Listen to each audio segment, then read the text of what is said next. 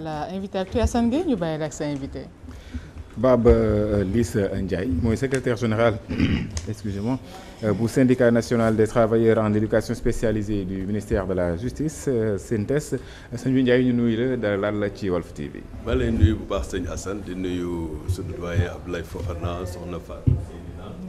di am mbégte teew fii tey ci émission bi au nom du SYNTES justice muy le syndicat national des travailleurs en éducation spécialisée du ministère de la justice di nuyu également mbokku téléspectateurs yëpp di ñu seetaan. lan mooy liggéeyu travailleurs en éducation spécialisée du ministère de la justice. waaw boo xoolee travailleurs de l' éducation spécialisée du ministère de la justice dafa ëmb ay corps yu bëri. ëmb na ay éducateurs spécialisés ëmb na ay conseils en travail social ëmb na ay assistants sociaux ay lingères ay cuisinières ay maîtres d' enseignement technique professionnel et également des professeurs pour ne citer que cela donc sunu liggéey mi ngi màcc jëm ci xale te buñ ne xale mooy ko am 0 ba 18 ans léegi-léegi nag dans le cadre dañuy wax procédure d' assistance éducative dinañ dem ba 21 ans xale yooyu nag ñu catégoriser leen maanaam am na 4 catégories xale yoo xam ni ñun ñu ngi leen di topp ci biir ministère de la justice di leen tàggat bi ci njëkk mooy li ñu wax l' enfant en danger xale boo xam ne nii ci niñ ko tënkee ci code de procédure pénale mooy xale boo xam ne nii njàngam wér-gu-yaramam kaaraangeem wala kiiraayam dafa xaw a sooxe daf ci am ay jafe-jafe ñu war ko taxawu ci li ñuy wax procédure d' assistance éducative avec le tribunal pour enfants. am na beneen catégorie bi ci topp mooy li ñuy wax l' enfant en conflit avec la loi mooy xale bu def lu yoon tere réewu Sénégal dafa signé ay convention internationale li ñuy wax convention des Nations Unies relative aux droits de l' enfant la charte africaine des droits et du bien-être de l' enfant les textes nationaux code pénal code de procédure pénale dañuy wax ne il faut une justice spéciale pour les mineurs ce qui fait que xale bu ñu ko jàppee ni ñu koy traité du bokk ak mag bu ñu ko jàppee donc catégorie d' enfant boobu ñuy wax enfant en conflit avec la loi ñu ñoo leen di tàggat ñoo leen di taxaw depuis l' interpellation jusqu'à l'audience beneen bi baal ma ñaareel yi ci des ma rapidement mooy l' enfant témoin xale bu fekkee fu jëyee amee mu war a témoigner devant une juridiction xale boobu aussi dañ koy accompagner bi mujj mooy li ñuy wax les enfants victimes de maltraitance victimes de violence physique psychologique sexuelle et cetera et cetera donc 4 catégories xale yooyu ñoom la ñuy tàggat suñu biir liggéey. liggéeykat yooyu nga xamante ñoom ñooy tàggat xale yooyu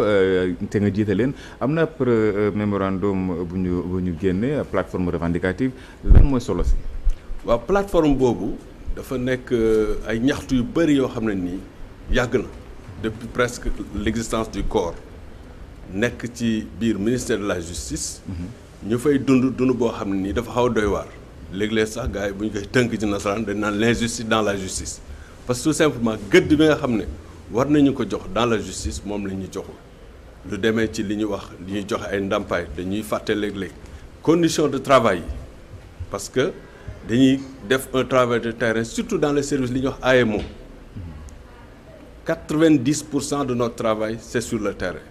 te pour nga am loo déplacé wu sax c' est un problème donc conditions de travail yu métti yooyu ñuy dund bokk na ci li ñuy ñaxtu ci biir plateforme revendicative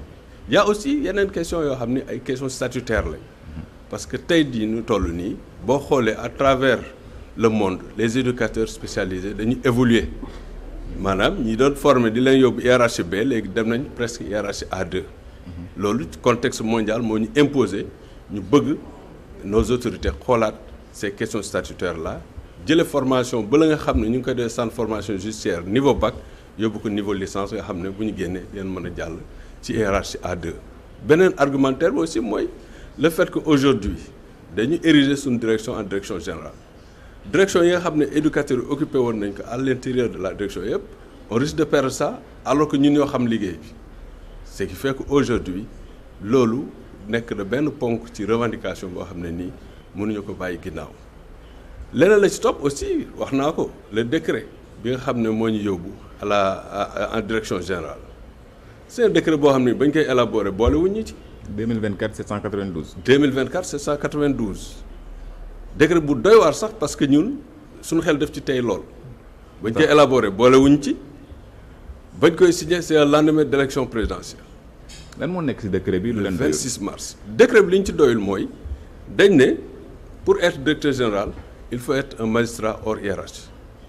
pour être directeur général adjoint il faut être un magistrat hors hiérarchie donc ñu véree ko foofu contre magistrat yi nag parce que ñun magistrat yàgg nañu jiite ñu liggéey ñoom ci anam yu rafet mais ñun dañu am ay corps hiérarchie A ñu yaakaar ne ñooñu war nañ mën a occuper poste yooyu parce que actuellement bu yàggul du yàgg tuuti di ngeen gis benn promotion inspecteur de l'éducation surveillée et de la protection sociale yu génn fële centre formation judiciaire nekk hiérarchie A1 ñu ne verrouillage boobu nekk na loo xam ne nii rupture d'égalité lay créer ba pare yeneen corps yi nga xam ne ñi ngi ci biir ñun syndicat bi am ay hiérarchie A1 mën a occuper dignement ces postes là ñu xañ leen ko donc ñun dañ ne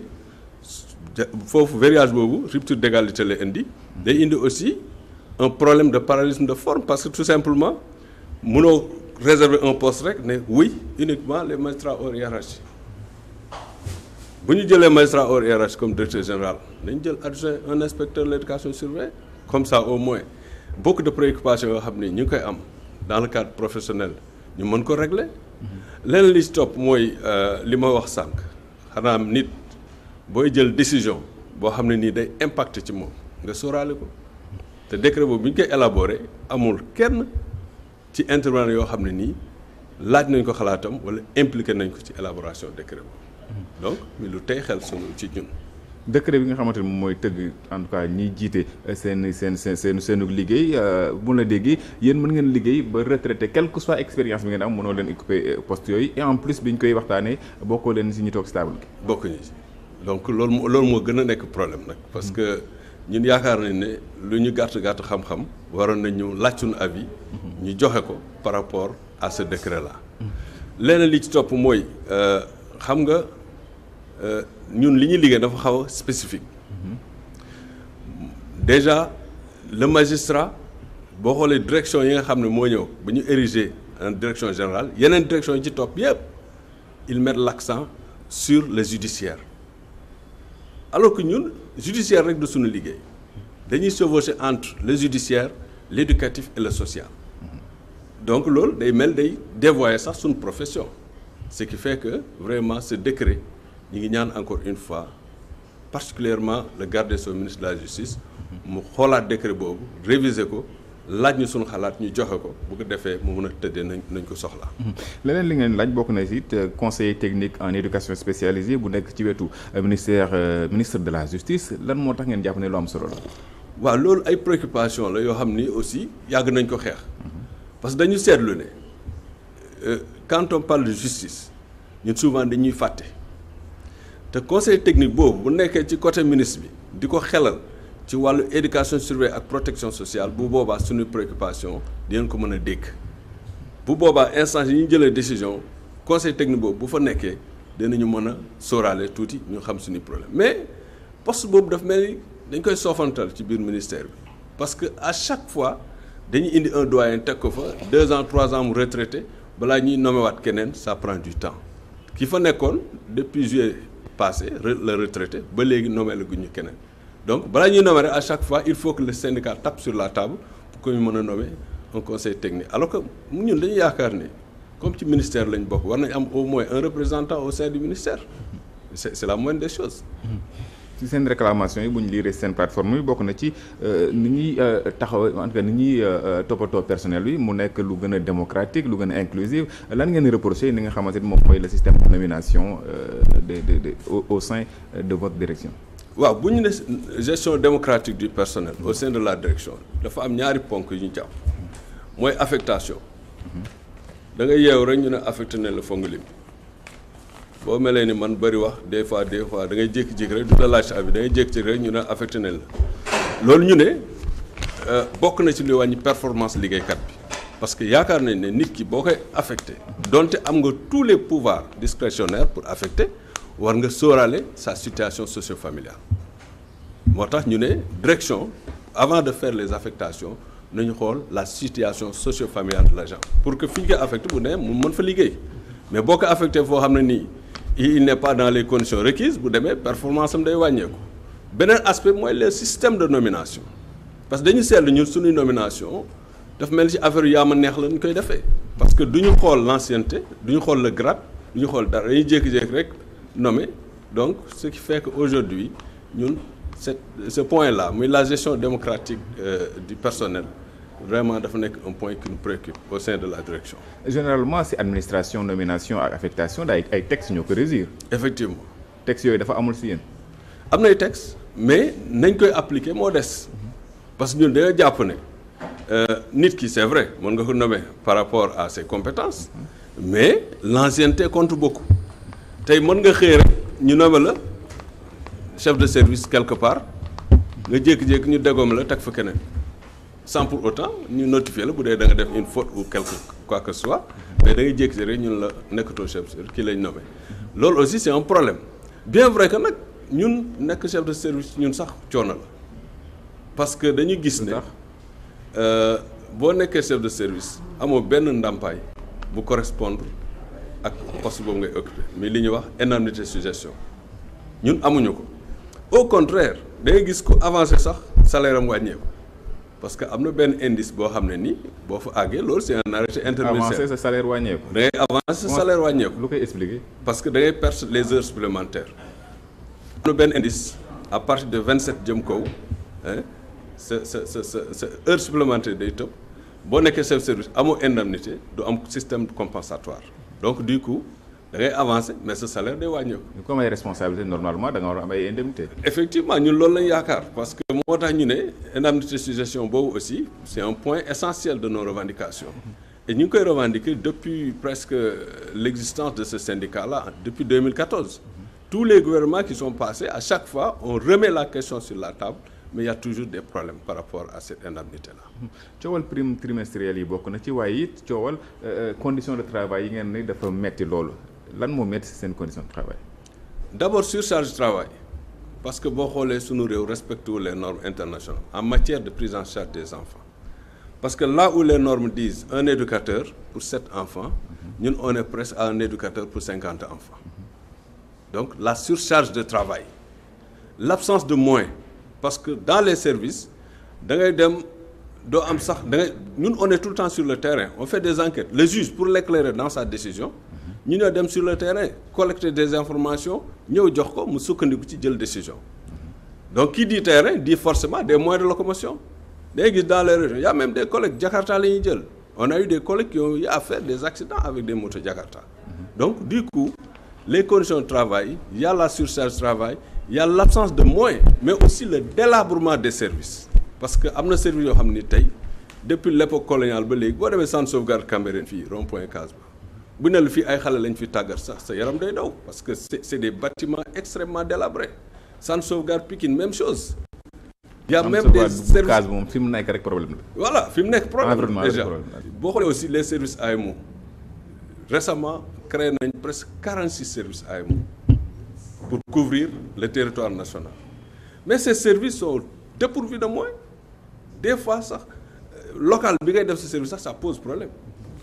il y a des services qui sont hébergés actuellement boo dem fu mel ni Linguère par exemple service AEMO ba service action sociale moo ko hébergé ce qui fait que souvent doo mën a liggéey ni nga war a liggéeyee conditions yi mooy tax doo yow doo mën a nekk à l'aise pour performance yi nga xam ne ñu ngi koy soxla yow nga koy am. bëgg ngeen aussi ñu yokk li nga xamante moom lu ñuy recruter fële ci CFJ muy centre de formation judiciaire bi lan lay changer ci seen liggéey. waaw mooy li ma wax sànq rek parce que au niveau national. da ngeen a matul au niveau international. non en fait niveau bi. pour ñu yokk c'est-à-dire boo demee tey centre de formation judiciaire il y a que les éducateurs qui sont recrutés à partir du baccalauréat ce qui fait que boo génnee hiérarchie B1 ngay nekk. alors que boo xoolee l'évolution au niveau international tey. les éducateurs sont au moins à la hiérarchie A2 ñu ne nañ ñu yokkal niveau de formation bi def ko recruter à partir de la licence bu ñu génnee nekk hiérarchie A2 beneen enjeu bi aussi c'est ce que j'ai dit tout à l'heure par rapport à l'érection de notre direction à direction générale tey bu ñu amoon un corps la hiérarchie A je pense que ces directions yi nga xam ne ñun ñoo fa war a nekk dinañ fa mën a nekk donc c'est pourquoi ñu ne aujourd'hui il est temps qu'on relève le niveau de recrutement au niveau de la licence et classer les éducateurs à la hiérarchie A2. Baba Lissa Ndiaye lan la ministère de la justice wax ci seen i ñaxtu. waaw waroon nañu recevoir vendredi passé jékki-jékki mu waat ñu ne bàyyi leen ba mardi donc comme moom day soog a ñëw dañ ne woon nañ ko dem toog ak moom wax ko suñuy jàngoro xool yan saafara la ci teg mais bu ñu xoolee ministre yi fi jaar yëpp presque ñëpp ku ci nekk tase woon nañoo ak yow waxtaan ak yow ci plateforme revendicative mais amul benn avancée bu ci am donc kii ñëw nag di soxna Yacine Fall dinañ ko rencontrer incha allah te yaakaar nañ ne du demee xanaa comme yeneen ministres yi fi jaaroon. gannaaw plateforme bi lan ngeen fas yéene def ngir jeexal. waaw ñun nag ñi ngi ci benn plan d'action bu ñuy dérouler tey bu ma jógee fii dina def benn sitting devant notre direction générale donc après le sitting à partir de jeudi vendredi on va aller en débrayage après jeudi vendredi le 19 on va aller en grève générale si vraiment les autorités ne nous écoutent pas ne donnent pas de solution par rapport à nos préoccupations donc on va aller en grève générale. Baba Lissa Ndiaye ñu ngi lay jaajëfal. jaajëf merci beaucoup. Baba Lissa Ndiaye di secrétaire général bu syndicat national des travailleurs en éducation spécialisée du ministère de la justice SYNTES justice nekkoon suñu gan ci invité actu Fatou ñu bàyyi la nga tëj. di la jaajëfal Assane Gueye di jaajëfal sa invité di jaajëfal doyen Abdoulaye Fofana Seck di jaajëfal aussi Seydina Omar Ba merci aussi ci coordination émission bi merci ci côté régie bi à Serigne Aliou Keita Pierre Dieng ci son bi ci caméra bi.